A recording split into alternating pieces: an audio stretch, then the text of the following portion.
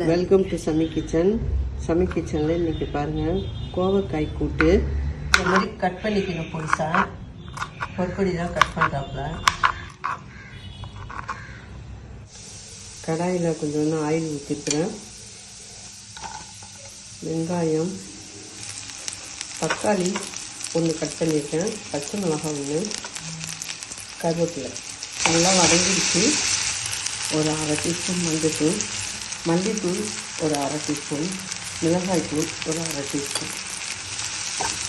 கோவக்காய் கட் பண்ணி வச்சுருக்கேன், அதை இப்போ ஆட் பண்ணிக்குவோம். உப்பு தேவையான அளவு, தண்ணி கொஞ்சமாக ஆட் பண்ணிக்கோங்க.